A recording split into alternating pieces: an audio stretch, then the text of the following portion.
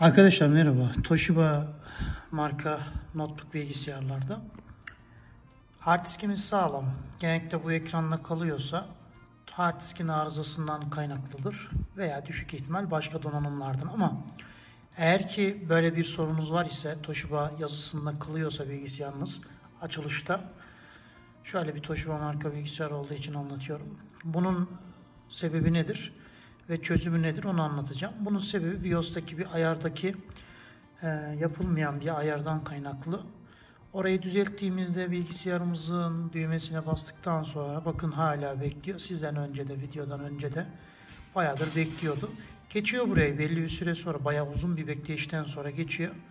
Bilgisayar açılıyor ve normal çalışıyor, ama peki bu beklemeyi nasıl engelleyebiliriz? Bilgisayarımızın düğmesine bastığında direkt normal bilgisayarlar gibi açılıp bu bilgisayarı nasıl kullanabiliriz onu anlatacağım. Değerli arkadaşlar, böyle bir durumda bu bilgisayarın BIOS ayar kısmına, BIOS ayarlarına girmemiz gerekiyor. Toshiba bilgisayarlarda BIOS'a girmek için klavyemizde açılışta genellikle F2 tuşudur veya Delete tuşudur. Ya Delete tuşuna ya da F2 tuşuna bilgisayarımız açılır açılmaz bastığımızda bunun BIOS ekranlarına, BIOS ayarları kısmına giriş yapabiliyoruz. Bu bekleme esnasında arka arkaya F2 ile ya da F2 veya Delete tuşuyla, hangisi ise sizin bilgisayarınızın BIOS tuşu, onu yazıp BIOS'a bir girmemiz gerekiyor. İlk etapta BIOS'a erişmemiz gerekiyor. Şimdi videomuzun geri kalan kısmında da BIOS'a girdikten sonraki yapacaklarımızı anlatacağım ben size. Bu tür bilgisayarların BIOS'una girişte sorun yaşayan arkadaşlarım, yani giremeyen arkadaşlarım, şöyle yapabilirsiniz. Hani açılışta F2 veya Delete tuşu çalışmıyorsa, Windows'umuz açık iken bilgisayarımızı yeniden başlat tuşuna basmadan hemen önce klavyeden, bakın yeniden başlata tıklamadan hemen önce klavyeden Shift tuşuna basılı tutmam gerekiyor. Klavyeden Shift tuşuna basılı tuttum ve ardından da şimdi yeniden başlata tıkladım.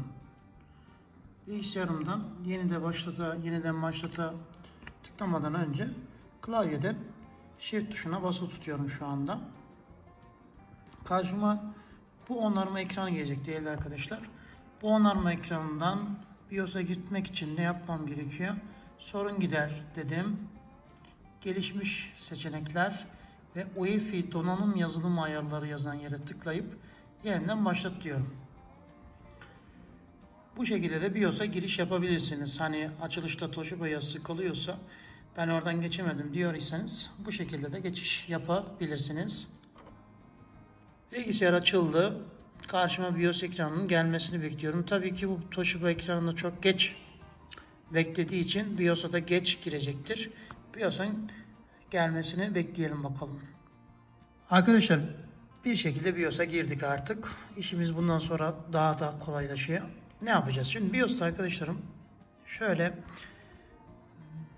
Advanced menüsüne gelip, pardon, Boot menüsünden önce Security menüsüne gelip, ilk olarak Security menüsünden Secure Boot yazan yeri disable yapıyorum. Sonra geldim ben buraya, Advanced menüsünden Boot Speed normal yazan yeri fast yapıyorum. Geldim Exit menüsünden de kaydedip çıkıyorum. Bakalım bilgisayarım, az önce dakikalarca açılışta bekleyen bilgisayarım, kaydettim, çıktım ve şimdi bakın Windows hemen geçti. Evet, hemen açılış ekranına geçti gördüğünüz gibi. Bu bir ipucu arkadaşlarım. Hani hard diskiniz bozuksa da bunu yapsanız da arkadaşlar yine geç açılır. Onu söyleyeyim.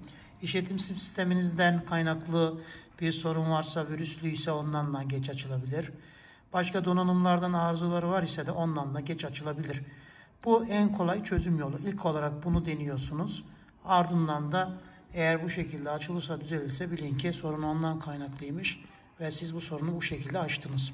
Eğer yine devam ederse bu ayarlara rağmen, muhtemelen az önce saydığım donanım veya işletim sistemi veya virüs kaynaklı bir probleminiz daha vardır. Kolay gelsin arkadaşlarım. Bir sorunun da çözümünü bu şekilde sizlere göstermiş olduk.